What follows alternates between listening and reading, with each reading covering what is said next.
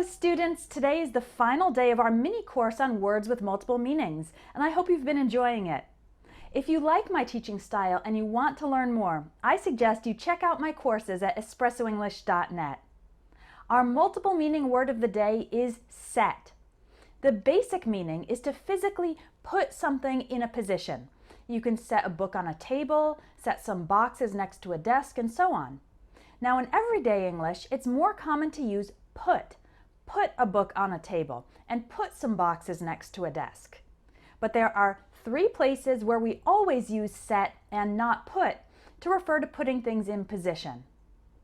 One is in the expression set the table.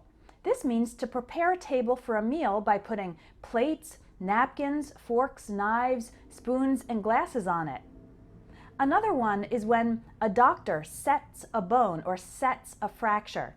This is when you break a bone and the two parts are out of place. So the doctor needs to set the fracture, meaning to put the parts of the bone into place, into alignment, so that they heal properly.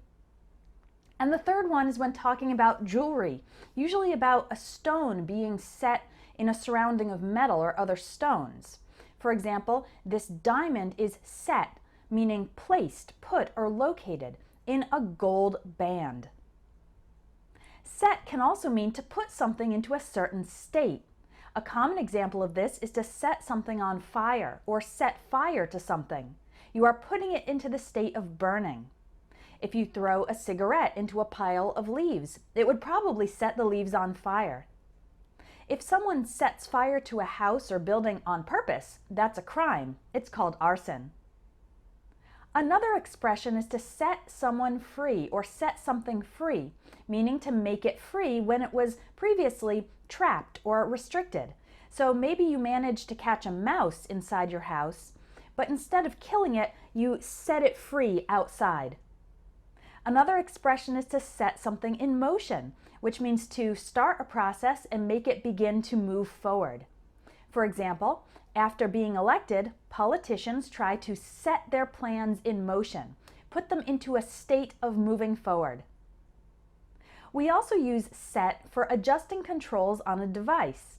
So to set an alarm means to program your clock, watch, or cell phone to sound an alarm at a certain time. I usually set my alarm for 7:30 a.m. because that's when I like to get up. Some houses or apartments have a thermostat to control the temperature. If you set the thermostat to 70 degrees, you are adjusting the controls so that the system will maintain the house at that temperature. On your phone or your computer, you'll often find a section called Settings. This is where you can adjust the basic configurations of the device. Set can be used for deciding on something, most typically a date. When two people plan to get married, they would set a date for the wedding. They'd decide that the wedding will be on July 10th, for example. Sometimes set is also used for deciding on a rate or a price. A store might set the price of a new product at $50, meaning they have decided to sell it at that price. A similar, but slightly different, use of set is to establish. We can see this in the following examples. Set a record, meaning to establish a record. She set a record for the fastest time swimming across the river. Set a precedent means to establish an example that will serve as a reference for later cases.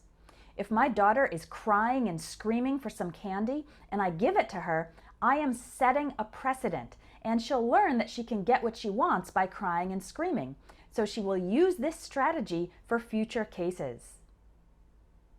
To set the agenda for a meeting or conference means to decide on the topics that will be addressed, as well as the schedule for covering them.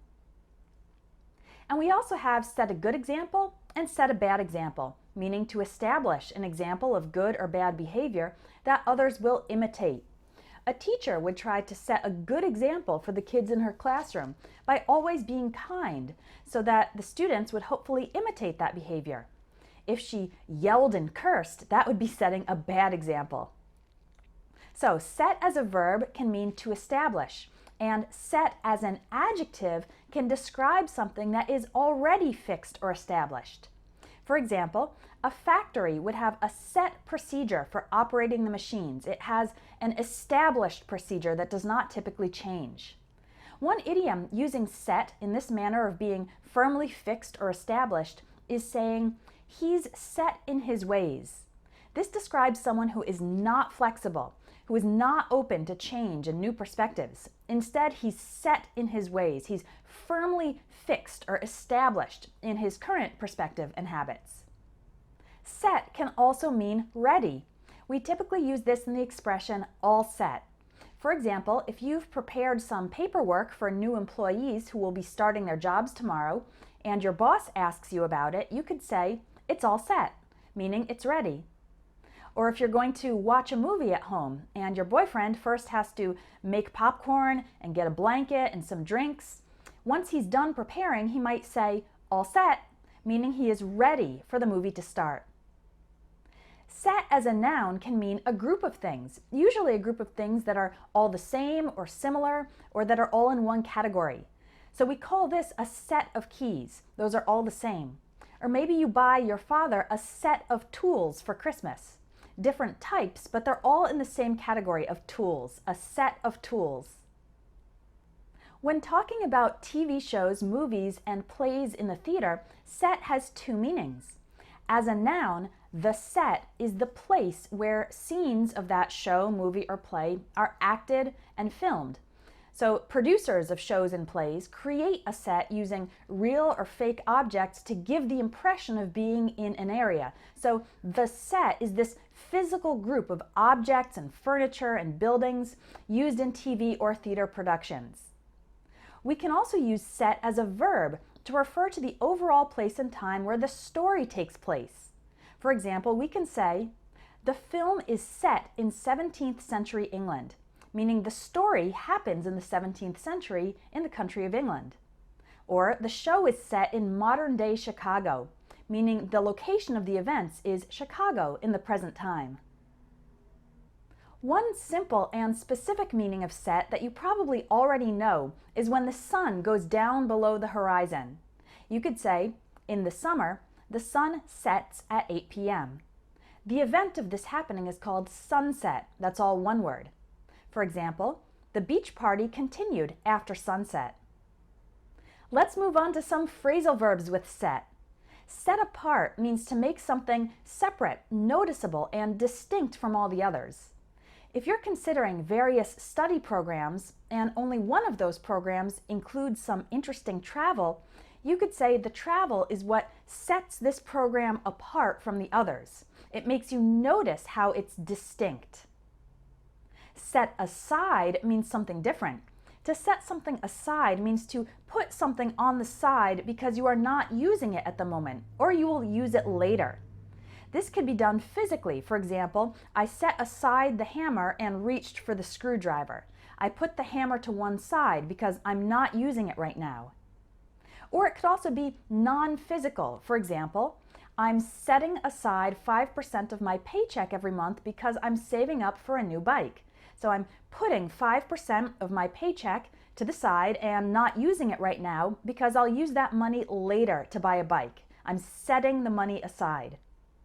We can also say things like, "We need to set aside our differences and work together," meaning we need to leave our different opinions to the side so that we can focus on cooperating. If something sets you back, that means it delays you or it prevents the process from moving forward.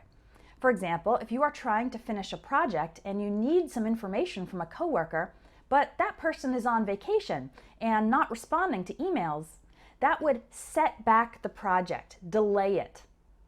The noun form set back, all one word, can be used to talk about an event or obstacle that prevents progress. So if a professional soccer player breaks his leg, that would be a setback in his career. It would stop his career from growing until his leg healed. The phrasal verb set off can mean to begin a journey. For example, we set off on the hike around 8 a.m., meaning we started hiking. Set off is also used when something causes or triggers an event, especially an alarm or explosion. So if a basketball hits a parked car, it might set off the car alarm. or a terrorist might set off a bomb, cause it to explode. Saying that something sets you off is an informal way to say it makes you explode with anger. For example, I didn't mind his criticism of my work, but when he insulted my character, that really set me off. So it made me so angry that I exploded. Maybe I yelled or cursed at him. A very common phrasal verb is set up. This most often means to assemble something or put it in a standing position so it's ready to use. So when you go camping, you set up a tent. After you knock down bowling pins, a machine sets them up. It puts them in a standing position. Or a third grade teacher might set up an activity for the kids in her class, meaning she assembles the supplies and prepares the objects by putting them in place so they're ready to use. She sets up the activity. As always, we'll finish up with some interesting idioms. If you set your sights on something, it means you really want to do it and you make it your goal.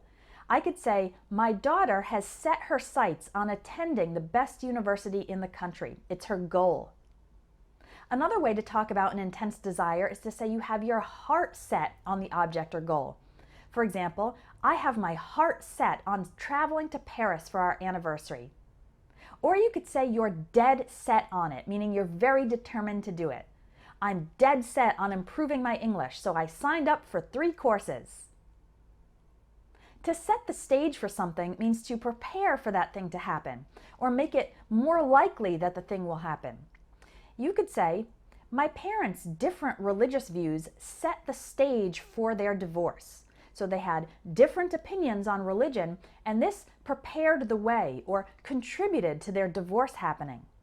Or, the invention of smartphones set the stage for our culture of always being connected. Set foot in a place is simply an informal way to talk about entering that place. It's often, although not always, used in the negative form. For example, I got food poisoning at that restaurant. I'll never set foot in it again, meaning I'll never enter, I'll never go there. If something is not set in stone, it means it's not confirmed or final. Let's say you're going on vacation and you have a few ideas about activities to do, but you're not 100% committed to them. You could say your plans for the trip aren't set in stone because they are not totally finalized. There's still flexibility to change them. Our final expression today is set the record straight, and this means to correct a false fact or a misunderstanding. Let's imagine you win a smaller amount of money in the lottery, like $1,000. But then you hear some of your friends commenting that you must be a millionaire. So you could say, let me set the record straight. I'm not a millionaire. I only won $1,000. You are correcting the false belief that you're now super rich. So you're setting the record straight.